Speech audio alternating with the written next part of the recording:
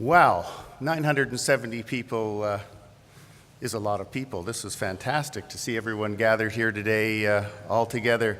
And thank you, Tim, and to the organization, the Alliance, for inviting me to be here today to talk about some of the things that are happening here in Ontario. First and foremost, I just want to acknowledge that we're meeting in the Treaty 6 area, so I want to recognize the long history of First Nations and Métis people and is what is now Ontario, and to show them the respect as we gather on these lands. So it's a real pleasure to be here as Ontario's new Minister of Housing and Minister responsible for our poverty reduction strategy. Premier Wynne sends her regrets that she can't be here and wishes she could be. However, she has a video that she's asked us to queue up, so let's go to that now for a couple of minutes. Hi, I'm Kathleen Wynne, Premier of Ontario. I want to welcome you to London and thank you for being here. Whether you're a frontline worker, an advocate, volunteer, researcher, or someone who has personally experienced homelessness, or whether your background is in social work or healthcare or government, thank you all for being part of the Canadian Alliance to End Homelessness, for dedicating yourselves to helping others, and for standing up for the dignity and security of everyone in your community. I find it inexcusable that so many people and families continue to experience homelessness. We live in a place of incredible wealth and opportunity, and we pride ourselves on being a compassionate, caring society because we know in our hearts that we're here to hold each other up. So, like all of you, I'm not prepared to accept homelessness, especially not when we know that the solutions are at hand, that together we can turn the tide through community empowerment and find community-based solutions that are person-focused, integrated, and that take a holistic, collective impact approach. So it's why I want to recognize all of you for the work that you're doing. The time and resources that you're dedicating are having a real impact. Lives are being changed, and each time you give a person hope for their future, you give all of us hope for the future that we share, a future where we've solved the challenge of homelessness. I want you to know that the Government of Ontario is your enthusiastic partner in building towards that future. And as partners, we've been able to make some meaningful progress.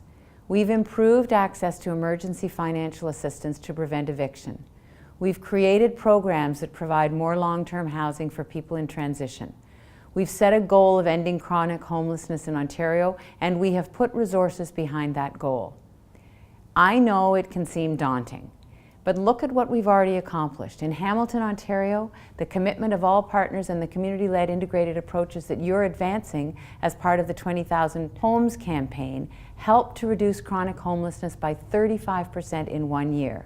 Progress like that is being made in cities across the continent. We can do this, but we need your help, your experience, your expertise, your advocacy, and your partnership. So my team looks forward to learning from this conference and working more closely with the Canadian Alliance to End Homelessness going forward, because we can, together, end homelessness, and we will if we work together. Thank you all so much. Merci. Miigwech.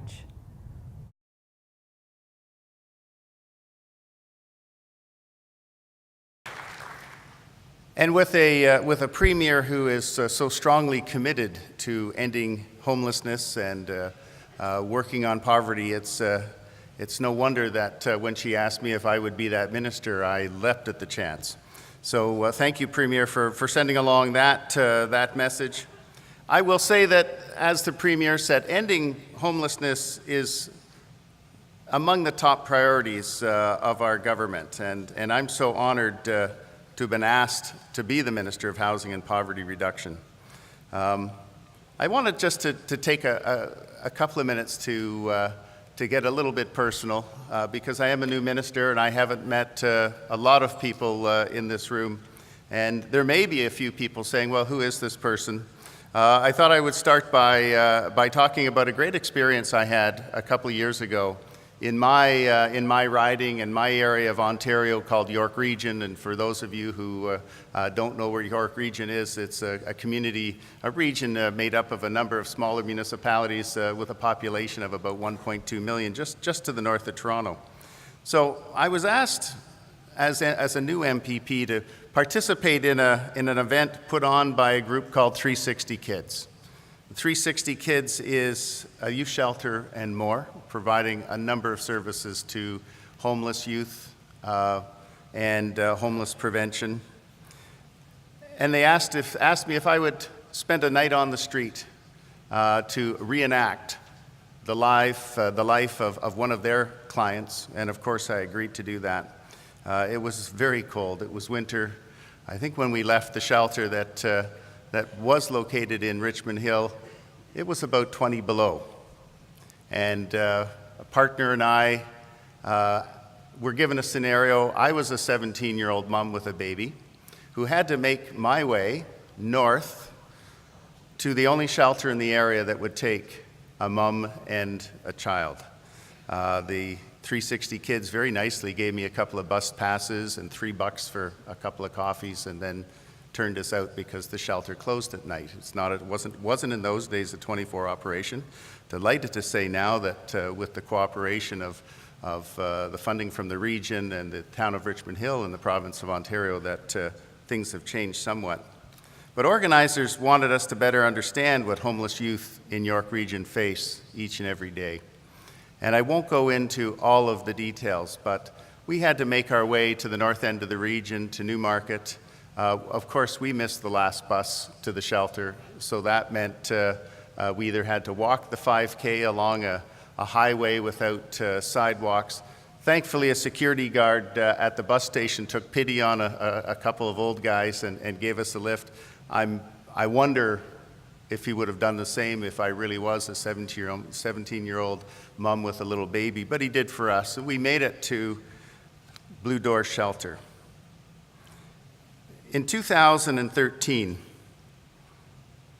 the Blue Door Shelters for Families at Leader Place, north of Newmarket, turned away almost 6,000 people because they lacked capacity. And in 2014, Blue Door Shelters provided more than 80,000 meals and close to 28,000 nights of safety to homeless people and families in York Region. We made it there safe. Our assignment was complete. Mom and baby had been delivered someplace warm and safe for the night. And Bruce and I were left then just to find our way. Bruce was the he was the chair of 360 Kids, and he was tasked with making sure the MPP did not get lost. Bruce and I made our way back down to Richmond Hill with our one bus ticket and our $3 for a couple of coffees. By now it was 32 degrees below zero when we left, and we ran into far too many young people who, like us, were seeking shelter in coffee shops and fast food restaurants as we made our way south. And it was, I don't have to tell you, this is your business. It was an unpleasant experience. We were cold, we were tired. We made it back to the 360 Kids home base. We were given a sleeping bag and a tarp because the center didn't open until 6 in the morning, and it was about 3 or 3:30 in the morning. We had a few hours to go, so we huddled in the cold outside waiting for the doors to open, feeling a bit miserable, quite frankly, and a bit stunned that so many youth spent their nights the way we had just spent a night. The doors opened, a group of us poured in. The smell of fresh perking coffee, frying eggs, bacon really made us feel great. I think there was some high-fiving going on as people celebrated the fact that they'd made it through the night. What an experience, but they'd made it through the night. And then we were asked, who wants to do it again tonight? Who wants to do it again tomorrow night? Who wants to do it for the next 6 months? And of course, any elation we felt at having made it through the night ended. I can tell you now that as I'm driving up Yonge Street in York Region and it's the wee hours of the morning, I pay special attention to the young people sitting inside of Tim Hortons and McDonald's wondering, do they have a home to go to? Do they have a safe place? Are they just hanging with some friends late at night, or are they there because there are no alternatives? So, all of you gathered here today have seen and heard thousands of stories like the one I've just reenacted. And I know in my political life and my years as a journalist, there are many stories that I can talk about. 360 Kids is just one. I think a few things that drove home the message of homelessness to me. The day I, in my normal 6 a.m. walk, kept coming across a young man sleeping in his car in the coldest winter Ontario has faced in many years. And finally, after day 3, curiosity got the better of me, so I knocked on the window and startled him awake and asked him if I could help him. Well, he was a student at a local college, and he'd made the decision that he could afford tuition or accommodation, but he couldn't afford both. He had fallen through the cracks because we were able to help him find the accommodation that he needed and carry on with his studies. There's a woman in Aurora, the town I'm from, where I've raised, together with my wife Audrey, we've raised our 3 children, a woman who spent the last 10 years living in her car. We could not convince her that living in a car was not a good thing to do. Everyone in town looked out for her. The shelter people, mental health people had worked with her to try and get her out of her car. A good thing happened. She had a bit of an accident and her car was written off. She wasn't hurt, but now she can't live in her car. And everyone in town is wondering what's happened to this woman. Every winter we fear the worst. But I'm happy to say that she's now in shelter and getting, I believe, the assistance that she needs to transition to a safer life. And every community I go to across Ontario, across Canada, has stories like these. I know that I grew up in a small town of about 800 people, rural. We prided ourselves on looking out for each other. We did not have any homeless people, or so I thought. We didn't have homeless people. There really were no areas for homeless people to live until you start learning about couch surfing. And you wonder, as I grew older, what happened to some of the kids I went to school with. They just drifted on out of town and ended up in big cities. And I worry sometimes about how many of them ended up on the streets because our community really just didn't have the services in those days to take care of them. So enough about this. The 360 Kids, I just wanted to illustrate that for me anyway, there was no sudden conversion on the road to Damascus, that homelessness is the most important crisis that we're facing. It's sort of an evolution over time. And working with great people like Premier Wynne and my predecessor in the poverty reduction strategy, the Honourable Deb Matthews, has been a game changer for me. Delighted to be walking together with those two fantastic people. I wanted to say that I applaud all of you for your hard work and the compassion you show to our unhoused neighbors each and every day. And I wanted to particularly thank the Canadian Alliance to End Homelessness for playing such a crucial role in supporting and training frontline workers who meet the individuals and families, who meet with individuals and families in need in safe and affordable housing, and for bringing together policymakers, researchers, and advocates through conferences like this one. I am truly moved by your dedication and the work that you do. You in this room make a real difference every day. You know how important it is that everyone in our province, in our country, has a place to call home. And it's my commitment that our provincial government is working hard and will continue working hard to be a true partner in that effort. This March, we updated Ontario's long-term affordable housing strategy, or LTAS for short. The strategy is a bold and transformative one, and it's helping us to achieve our commitment to increase the supply of affordable housing throughout the province. We worked with our municipal partners, organizations across the province, and those who have experienced homelessness in developing this update. In fact, 2 Alliance board members sat on our expert advisory panel on homelessness, whose final report It's called A Place to Call Home, deeply informed our update to the long-term affordable housing strategy.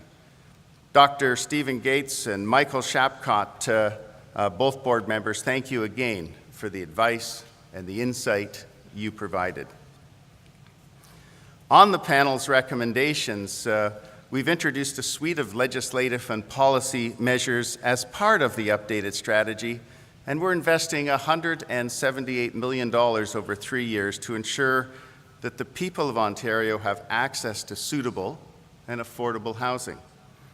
The updated strategy focuses on increasing the supply of affordable housing and supporting people, and perhaps most ambitiously, ending chronic homelessness by 2025. Ontarians expect such an ambitious goal from their government because homelessness is one of the greatest challenges we face here in Ontario. We know that there is no one-size-fits-all solution to preventing and ending homelessness, but there are strategies that are working here in Ontario.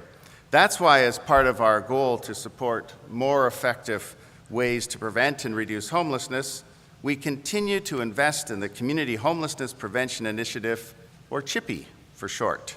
It's one of our most innovative programs, one that gives service managers all over Ontario the flexibility to use funding in ways that best suit the needs of their communities.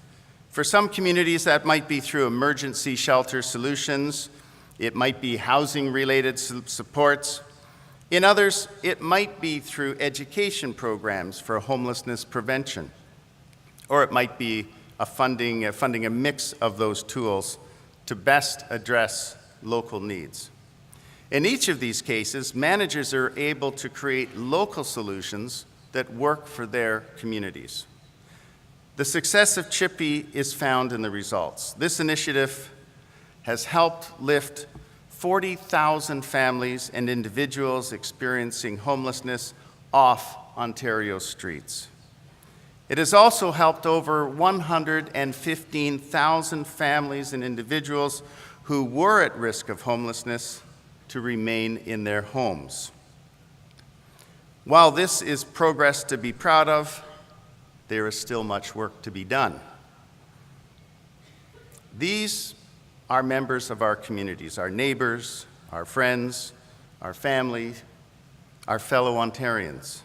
And too many of us are still struggling to keep a roof over our heads. Like the homeless teen freezing in the street, like the woman fleeing domestic violence, or the young family struggling to make rent, or a senior couple fighting to hold on to a lifetime of memories in the home where those memories were made. We can and must do better for them and every Ontarian. So that's why I'm pleased to announce that Ontario is continuing to invest in what's working by increasing CHIPPE funding in 2019-2020 to over $338 million annually. This boost means we're adding $15 million to CHIPPE funding in 2019 and 20 to help households experiencing homelessness find housing and prevent other individuals and families from becoming homeless. And we're passing on allocation to service managers this year so they can better plan ahead and address the needs of their community.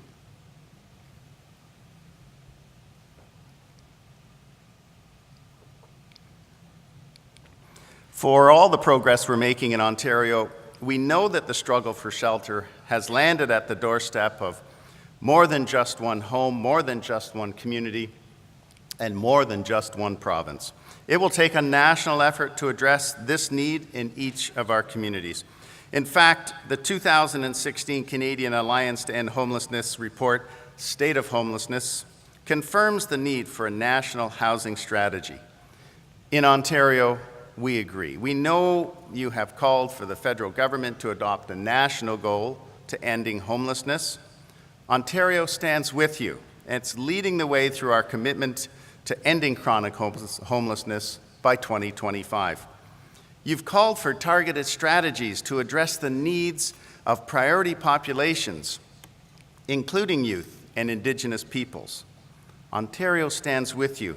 And in addition to recognizing priority populations in our poverty reduction strategy, we're investing $10 million over 2 years in targeted funding from the local Poverty Reduction Fund to help prevent and end homelessness across the province.